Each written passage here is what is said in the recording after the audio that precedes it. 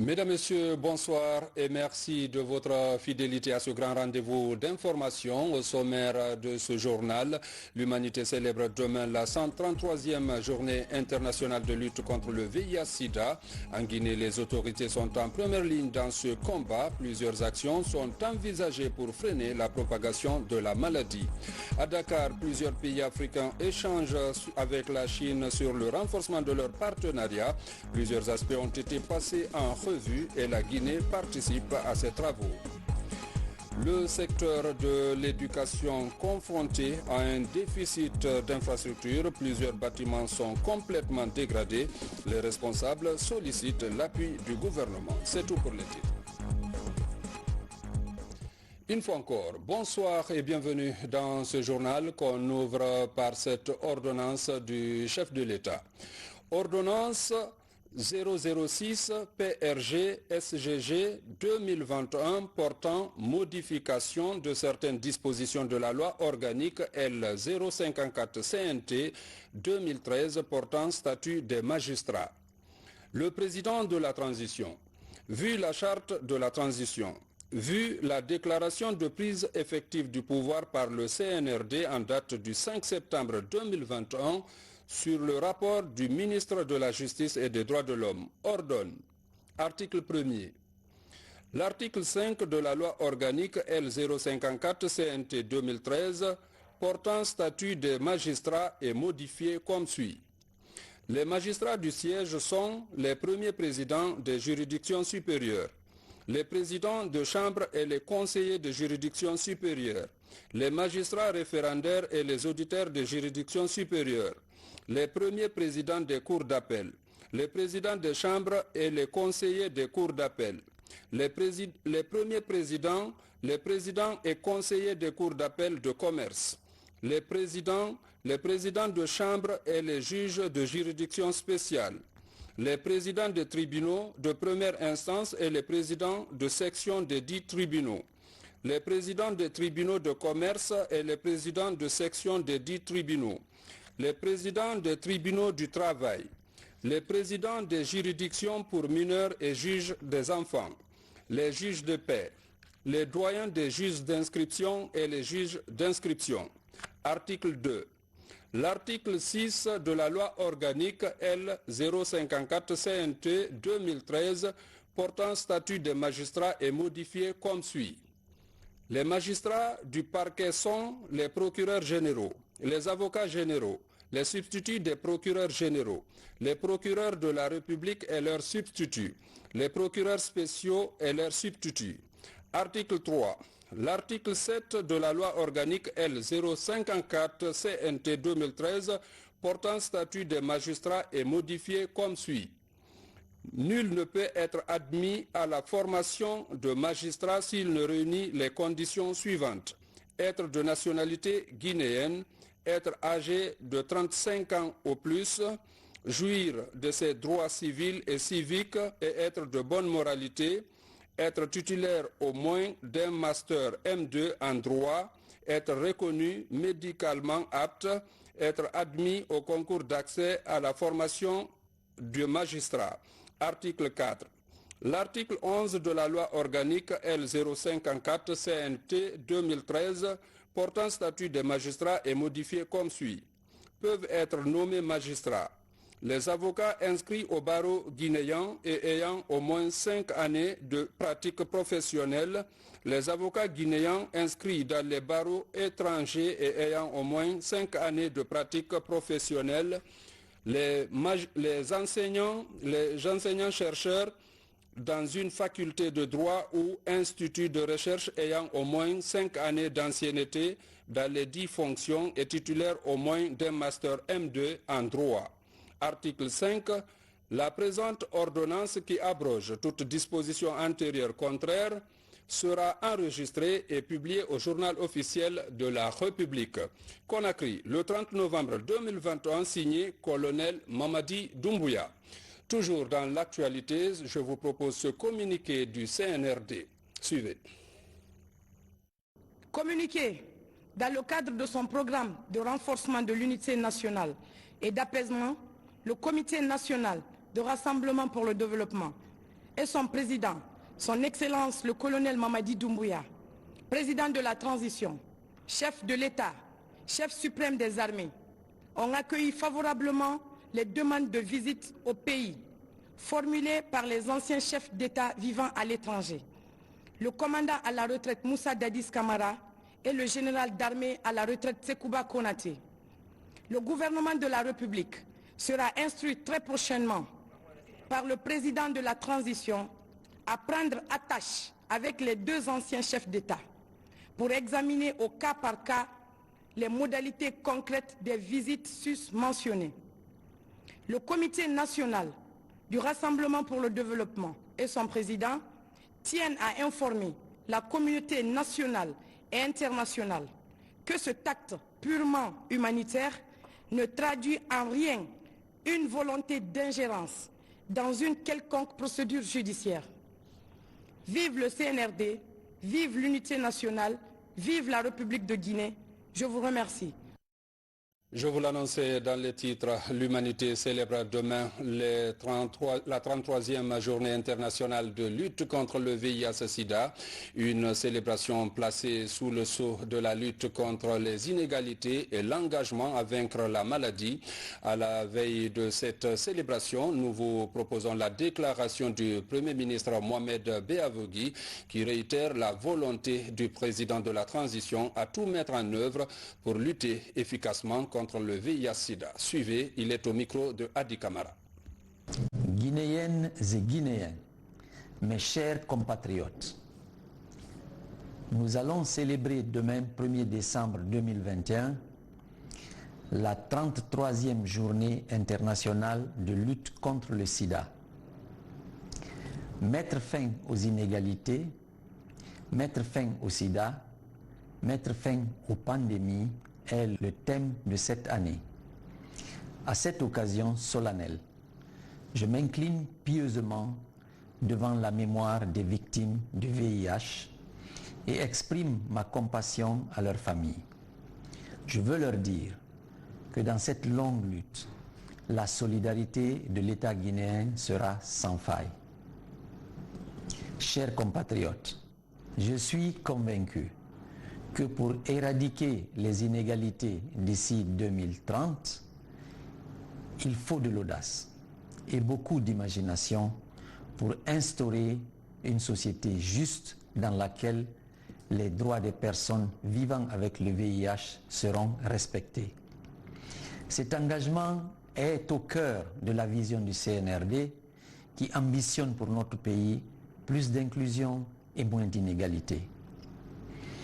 Le président de la transition l'a affirmé, la charte en a fait un credo qui transcende toutes les institutions de la transition. Je suis pour ma part déterminé à lutter contre toutes les vulnérabilités sociales au sein de notre pays. C'est l'aggravation de ces inégalités et l'absence de réponse politique qui ont rendu possibles les événements du 5 septembre. C'est pourquoi mon gouvernement fait de la question de la justice le cœur de notre action publique. Chers compatriotes, le retard dans la lutte contre le sida traduit aussi le recul dans le domaine de la prévention et de la prise en charge des malades. Cette dynamique est patente en dépit de nombreux efforts consentis par le gouvernement guinéen et l'ensemble des partenaires techniques et financiers, ainsi que par les acteurs de la lutte contre cette maladie. De nos jours, les défis restent nombreux. L'ambition de mon gouvernement est d'améliorer sans cesse le mieux-être des citoyennes et des citoyens en appelant les populations à plus de responsabilités. Le sida sera vaincu en adoptant des gestes responsables de prévention. Par ma voix, le chef de l'État, président de la transition, le colonel Mamadi Doumbouya et le gouvernement guinéen renouvellent leur engagement à œuvrer pour une Guinée sans sida d'ici l'horizon 2030. Soyez rassurés de mon engagement constant à soutenir toutes les initiatives visant à améliorer les conditions de vie des personnes infectées et affectées par le VIH en Guinée. Guinéennes et Guinéens, je voudrais réitérer ma gratitude à tous ceux et toutes celles qui luttent sans relâche contre cette pandémie depuis des années. C'est le lieu de saluer les efforts de nos partenaires techniques et financiers pour leur combat et leur présence constante à nos côtés. Je les exhorte à maintenir, voire à relever leur contribution dans le financement de la riposte au VIH.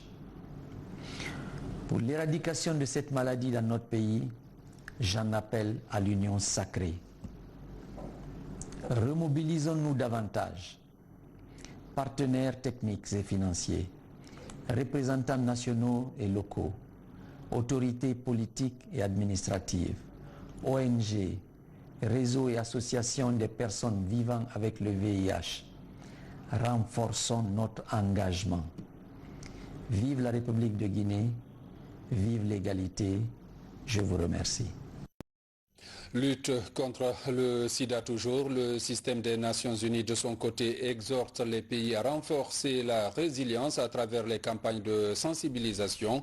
La déclaration du coordinateur du système des Nations Unies en Guinée est commentée par Mamadi Gassama. Suivez. Dans la lutte contre le VIH-Sida, le gouvernement guinéen bénéficie de l'accompagnement des partenaires techniques et financiers. Au niveau du système des Nations Unies, la célébration de la Journée mondiale de lutte contre le sida est placée sous le signe « Mettons fin aux inégalités, mettons fin au sida ». En cette Journée mondiale du sida, arrêtons-nous sur les inégalités qui interviennent dans le domaine du VIH et du sida. S'il est encore possible de mettre fin à cette épidémie d'ici à 2030, il faudra néanmoins redoubler d'efforts et faire preuve d'une plus grande solidarité. L'Assemblée générale des Nations Unies a récemment adopté un nouveau plan audacieux pour accélérer les progrès, notamment en fixant de nouvelles cibles à atteindre d'ici à 2025. Pour venir à bout de cette maladie, le système des Nations Unies à travers l'ONU-SIDA exhorte les pays à renforcer la résilience à travers la sensibilisation des communautés sur les conséquences de cette maladie. Il s'agit notamment de s'inspirer de la force mobilisatrice des communautés pour faire bouger les lignes, lutter contre la stigmatisation et supprimer les lois, politiques et pratiques discriminatoires et punitives.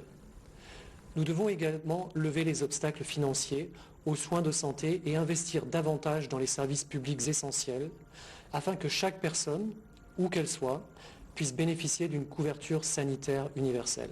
La journée du 1er décembre est une opportunité pour le système des Nations Unies pour réaffirmer leur engagement à lutter contre le VIH-Sida tout en soutenant les programmes d'aide aux personnes touchées par le virus. En Guinée, plus de 113 000 personnes vivent avec le VIH-Sida. Des nouvelles stratégies sont envisagées pour intensifier la lutte. Les ONG comptent aussi sur la contribution des médias pour la réussite de ce programme. Le point avec Saamara Tolno. Même si le Covid-19 fait la une de l'actualité ces 2 dernières années, d'autres pandémies comme le VIH-Sida continuent elles aussi à faire des victimes. D'après l'Organisation mondiale de la santé, en Guinée, plus de 113 000 personnes sont touchées par la maladie, avec les hommes des médias, les acteurs engagés dans la lutte contre cette pandémie et les hépatites partagent des informations sur le niveau d'évolution de la lutte et les nouvelles stratégies à adopter. Nous avions organisé cet entretien aujourd'hui avec les professionnels des médias pour échanger sur un certain nombre de questions, la connaissance du programme, le niveau de la lutte contre le sida en Guinée, la situation, les statistiques et aussi nos attentes vers ces médias, vers la population guinéenne. D'après les mêmes données de l'OMS, les femmes sont les plus touchées par la maladie avec 1,6%. La région de Boké rafle la première place sur le plan national avec 2% des personnes infectées, suivi de Kindia avec 1,8%. Ça a permis aux journalistes d'avoir assez d'éléments complémentaires sur les informations déjà qu'on avait sur le VIH-Sida et aussi les hépatites.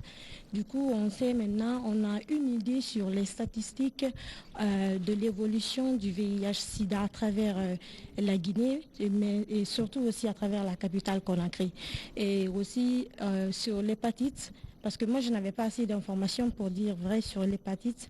Mais aujourd'hui, on sait que l'hépatite aussi est une maladie grave qui a tendance à faire comme le VIH-Sida. Aujourd'hui, si vous voyez, les personnes vivant avec le VIH sont victimes de la stigmatisation et la discrimination parce qu'il y a un déficit de communication.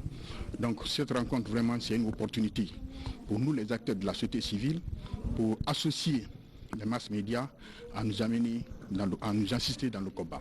Cette rencontre d'échange se tient en prélude à la célébration le 1er décembre de la Journée mondiale de lutte contre le VIH-Sida.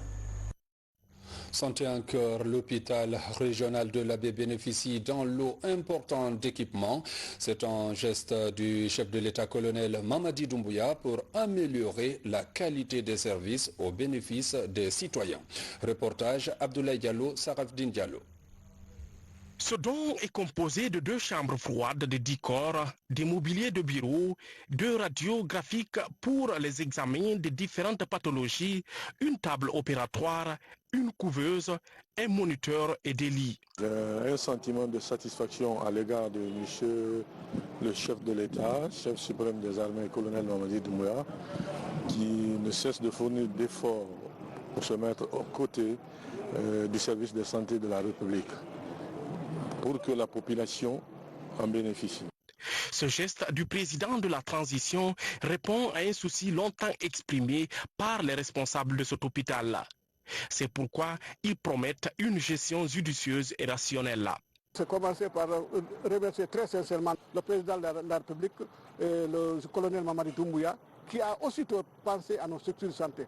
Vous savez, à l'Abbé ici, depuis combien de temps on ne dispose pas de chambres froides.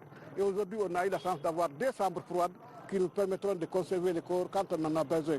Cette cérémonie de remise s'est déroulée en présence des autorités locales ainsi que le personnel de l'hôpital régional de l'Abbé, histoire d'immortaliser cet acte salutaire du colonel Mamadi Doumbouya.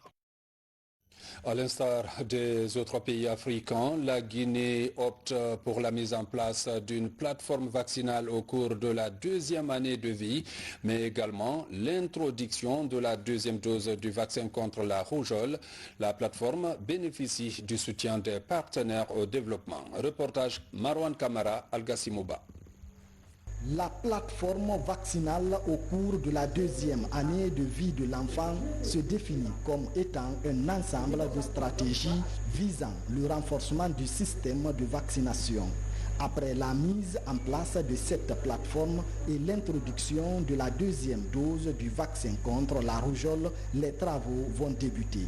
Aujourd'hui, c'est un atelier pour regrouper tous les spécialistes, tous les gens aussi au niveau, il y a les DRS, les DPS qui sont ici, qui vont regarder les documents qui ont été produits pour la plateforme 2e année de vie, valider les documents et ensuite ils vont pouvoir faire un atelier de formation à Kindia où tous les gens des niveaux régional et du niveau central seront formés pour mettre en pratique cette plateforme de 2e année de vie. Et le fait d'introduire cette nouvelle plateforme pour la 2e année nous permet encore d'étendre notre champ d'investigation afin de rattraper les enfants et leur donner les armes nécessaires pour pouvoir lutter contre les maladies qui sont, nous le savons, évitables par la vaccination. La vaccination est indispensable pour le développement de l'enfant. Sur recommandation de l'Organisation mondiale de la santé, plusieurs pays comme le Ghana, l'Éthiopie et le Nigeria ont aussi adopté cette plateforme de vaccination. Jusque maintenant, on vaccinait au cours de la 1re année. Donc on dit que l'enfant est complètement vacciné lorsqu'il a pris tous ses vaccins avant son 1er anniversaire. Et les choses ont évolué. Avec l'Organisation mondiale de la santé, il y a de nouvelles directives. On appelle ça la vaccination le long du cycle de vie. Voilà, que ce soit la petite enfance, l'adolescence, jusqu'à l'âge adulte. Aujourd'hui, il y a des vaccins, par exemple, vaccins contre Covid, il y a les adultes qui le prennent. Cette approche s'inscrit dans le cadre de l'accélération du développement durable tout en se basant sur la promotion de la santé du capital humain. Au niveau de la police, le Fonds social de sécurité et de protection civile lance une campagne de sensibilisation. Elle vise à expliquer aux policiers les mécanismes de prise en charge au compte de ce programme. Reportage Colonel Morikaba. Premier du genre, cette journée consultative du Fonds social de la sécurité et de la protection civile a pour but d'amener le personnel à mesurer le poids de sa responsabilité dans la prise en charge des fonctionnaires de police et de protection civile. L'organisation des présentes journées consultatives portant sur les enjeux, défis et perspectives, il faut le souligner, est motivée non seulement par la volonté de la Direction générale du Fonds social de la sécurité et de la protection civile, en concert avec son conseil d'administration, dans le but d'améliorer la gestion et les principes de gouvernance du Fonds social de la sécurité et de la protection civile, tel que voulu par les nouvelles autorités de la transition sous la sage direction du président du CNRD, le colonel Mamadi Doumbouya. Pour les autorités du ministère en charge de la sécurité, l'organisation de cette journée est une occasion pour rassurer les fonctionnaires de la bonne gestion des fonds. La création du fonds social à la police et à la protection civile constitue un moyen utile par lequel les ressources collectées ponctionnées sur le salaire des travailleurs à un pourcentage très raisonnable pourraient servir à améliorer les conditions de travail, les conditions sociales de travail de la police et de la protection civile. À l'heure du CNRD, la gestion des fonds est une rigueur et c'est pourquoi les autorités du ministère en charge de la sécurité vont avoir un droit de regard sur le fonds social de sécurité. La Guinée prend part au 8e forum sino-africain qui se tient actuellement à Dakar. À cette rencontre, l'accent est mis sur le développement des infrastructures et les échanges commerciaux. Le compte-rendu avec Valérie Talimane. À Dakar, l'avenir de la coopération sino-africaine se décide. L'idée des partenaires est de donner de nouvelles orientations au couple Chine-Afrique dans un contexte mondial de nouveau marqué par la crise du Covid-19 avec l'apparition du variant Omicron. Les enjeux sont importants. Nous voulons aller plus en avant dans notre ambition commune de parvenir à une prospérité partagée pour le bien-être de nos peuples. C'est le sens du thème de la 8e conférence ministérielle du FOCA. Approfondir le partenariat sino-africain et promouvoir le développement durable. Santé, infrastructures, échanges commerciaux, les défis de la coopération sont connus, mais pour l'ensemble des chefs d'État présents ou en visioconférence, l'urgence pour le continent reste la victoire contre la pandémie du virus. La Chine et l'Afrique nouent un partenariat fructueux depuis des années, basé sur le respect mutuel, ce qui explique le succès de notre coopération. Pour protéger les populations du Covid-19, la Chine va offrir 1 milliard de vaccins au continent, pendant que le président sénégalais annonce que l'Afrique ne fermera pas ses frontières à l'Afrique du Sud ou encore à l'Afrique australe. Après l'apparition du variant baptisé Omicron, la solidarité s'organise sur le continent et le message de Conakry bien transmis. Le gouvernement guinéen, le peuple de Guinée, continue sa coopération avec le reste du monde.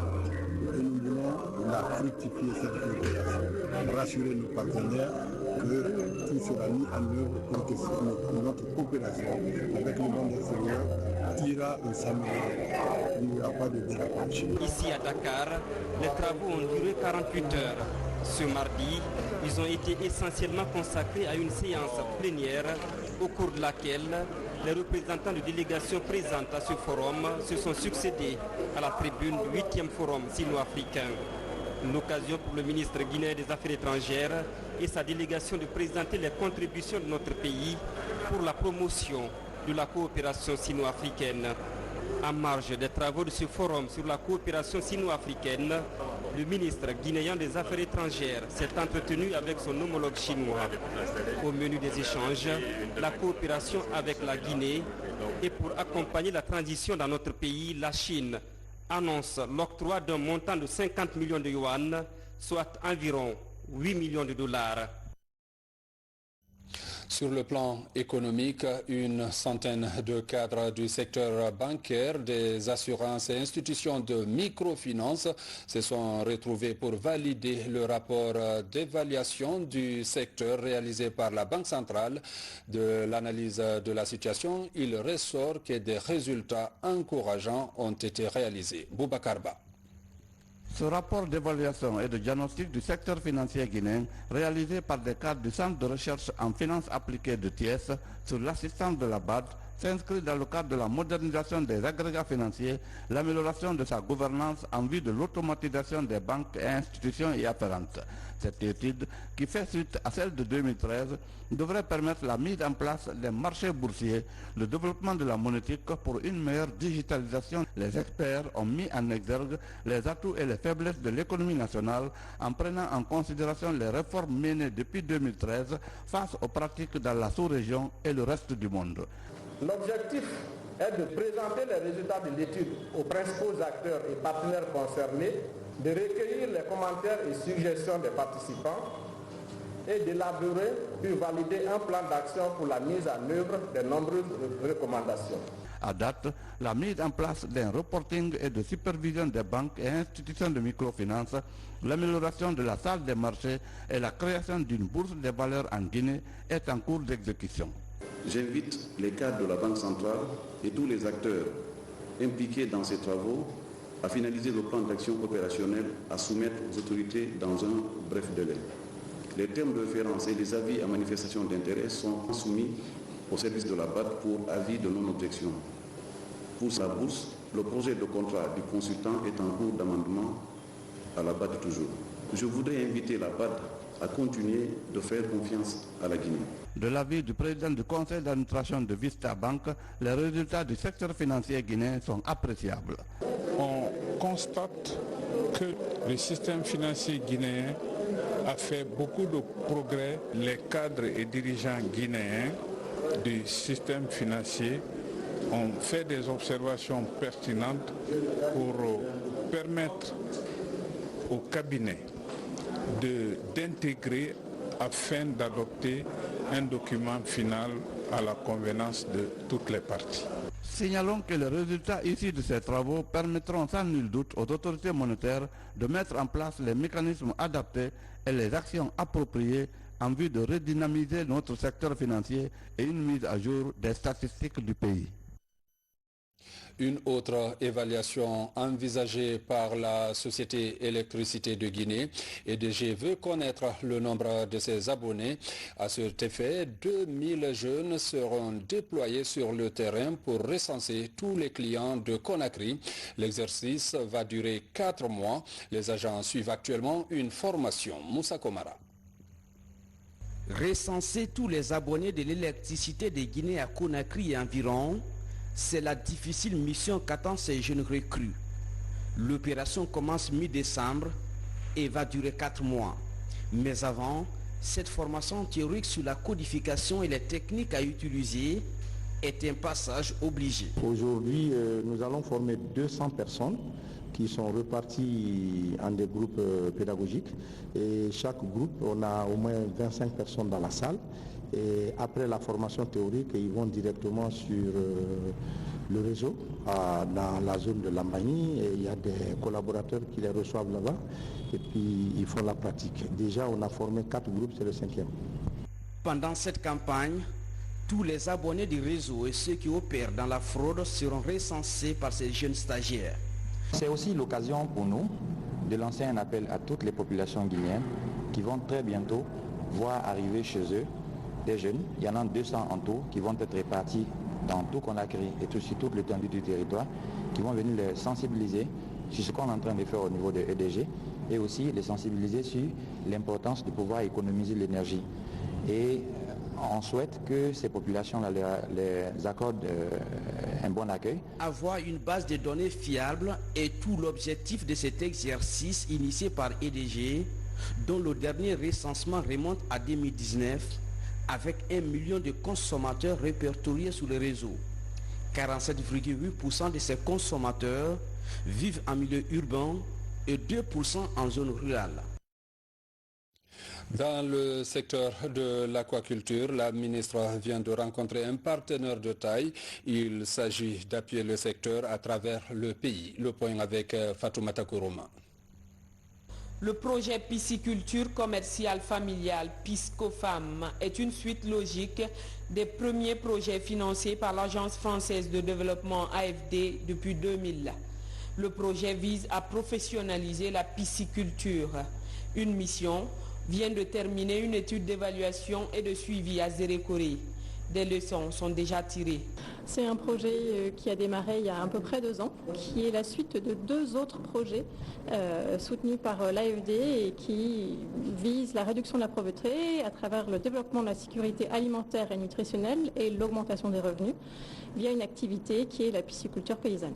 Pour la base des résultats qui ont été obtenus, d'une manière générale, le partenaire est satisfait et la fédération qui est le centre d'intervention de l'opération est aussi satisfaite dans la mesure où nous avons constaté une dynamique de pérennisation des acquis qui est portée par les producteurs. Après Zérékoré, la prochaine étape consistera à la mise en place d'autres projets pouvant s'étendre sur l'ensemble du territoire national. Dans le secteur de l'éducation, on note la vétusté de certaines infrastructures scolaires et universitaires. Le constat est alarmant. Les autorités du secteur sollicitent l'appui de l'État pour leur rénovation et la construction de nouvelles salles de classe. Reportage Mounir Bari. C'est une préoccupation de l'ensemble des acteurs du système éducatif. Au secondaire comme à l'enseignement supérieur, des infrastructures adéquates sont sollicitées. Dans la commune de Matam, par exemple, le directeur communal de l'éducation s'est dit préoccupé par le déficit infrastructurel. Là, il y a un besoin infrastructurel. Il y a des établissements ici qui ont besoin de rénovation. Il y a des établissements qu'on a commencé à rénover et ça s'est arrêté. Je prends l'exemple du lycée Coléa. Nous avons au moins 6 classes ou 7 classes qui sont là, qui ne sont pas fonctionnelles parce qu'il n'y a pas eu, n'est-ce pas, il n'y a pas eu achèvement au niveau de la rénovation de cette école. Pour mieux qualifier l'enseignement et lutter contre la pléthore dans les établissements, les acteurs de l'école guinéenne souhaitent l'implication des autorités à tous les niveaux pour la construction, la rénovation et l'équipement de certaines infrastructures. Nous avons besoin des salles de classe, nous avons besoin de les équiper. Voilà. Et puis, puisque maintenant le nombre d'amphithéâtres augmente, nous avons besoin de sonoriser toutes les grandes salles pour que les enseignements se fassent dans les conditions les meilleures. C'est réel la pléthore, mais c'est surtout parce que les infrastructures sont insuffisantes. Quand le problème a atteint un certain seuil, le gouvernement, de façon très diligente, a trouvé un local pour délocaliser une partie de nos effectifs à Kipi, Dadia. Là, on a essayé d'envoyer, de délocaliser les licences 3 et 2. Malheureusement, là aussi, le bâtiment n'était pas du tout pédagogique. À l'Université générale Lansana Conté de Somfounia, l'une des plus importantes institutions d'enseignement supérieur du pays, 20 000 étudiants sont inscrits pour seulement 36 salles de classe. Un déficit qui affecte le fonctionnement normal des cours. Avec les autorités de la transition, de nombreuses réformes sont annoncées en vue d'offrir de meilleures conditions d'apprentissage. La ministre de la promotion féminine de l'enfance et des personnes vulnérables poursuit sa visite de terrain dans certains services relevant de son département, au centre des aveugles et malvoyants, en passant par Jean-Paul II et la Cité de Solidarité. Beaucoup de défis restent à relever. Le constat dans ce reportage de Mohamed De Camara. Un contact avec les cibles du ministère en vue de mieux évaluer leurs besoins. Au centre Sogué des aveugles malvoyants, le bus qui transporte les élèves est sur cale depuis plusieurs mois. Au Centre national de formation sociale appliquée Jean-Paul II, malgré la détermination du personnel, les appareils et autres machines sont dans un état de vétusté très poussé. D'abord, la première difficulté, c'est le bus. Vous savez, ce n'est pas facile d'envoyer les enfants non-voyants à l'école sans bus. Actuellement, les enfants qui viennent, c'est les parents qui payent les frais. Ils sont obligés de négocier les motards pour pouvoir déposer les enfants. Ou que l'intéressé fasse accompagner l'enfant par une autre personne. Donc, ce n'est pas facile. Il y a même des parents qui ont refusé carrément d'envoyer leur enfant à cause du manque de moyens. Pour ce qui est de cette cité de solidarité, un lieu qui est ouvert juste pour 70 familles, aujourd'hui il y a plus de 100 et quelques familles pour 700 et quelques personnes. Donc, nous allons tout mettre en œuvre pour trouver les partenaires qu'il faut pour pouvoir améliorer les conditions de vie de ces populations, pour rendre effective la volonté du président, mais aussi du gouvernement. La bonne nouvelle de cette visite de terrain de Mme Aïcha Nanette Conté, c'est la construction prochaine par le partenaire Enabel d'un centre de prise en charge des victimes des violences basées sur le genre dans l'enceinte de Jean-Paul II. Ça nous réjouit parce que nous savons combien de fois les femmes, filles guinéennes sont victimes de violences basées sur le genre. Et si un tel centre est proposé par un partenaire, nous ne ferons que vraiment applaudir. Avant de boucler cette sortie, le besoin du centre de transit et d'orientation des migrants de Conakry a été évalué par la ministre qui promet de trouver des solutions à tous les problèmes évoqués. Parlons aussi de la CAN 2025. Le comité de pilotage s'active dans la réalisation du projet. Les entreprises seront bientôt contactées pour la réalisation des infrastructures. La COCAN a procédé à l'ouverture des plis. Le compte-rendu avec Kabafodé. 2025 approche et la Guinée se voit dans l'obligation de relever le défi de l'organisation de la Coupe d'Afrique des Nations. À un peu plus de 3 ans de l'échéance, le projet prend forme et se matérialise. Le comité de pilotage met cette rencontre avec les services sectoriels à profit pour procéder à l'ouverture des plis des entreprises soumissionnaires pour la réalisation d'infrastructures sportives. Si vous regardez parmi les événements sportifs organisés, je pense qu'on ne prend pas de risque en disant que c'est l'événement sportif majeur. Donc c'est très important. C'est très sérieux et tous les regards seront tournés vers la Guinée si nous réussissons à l'organiser correctement. Plus d'une vingtaine d'entreprises ont soumissionné. Le ministre des Finances a insisté sur le recrutement des entreprises ayant respecté le cahier de charges relatif à la construction d'infrastructures de qualité.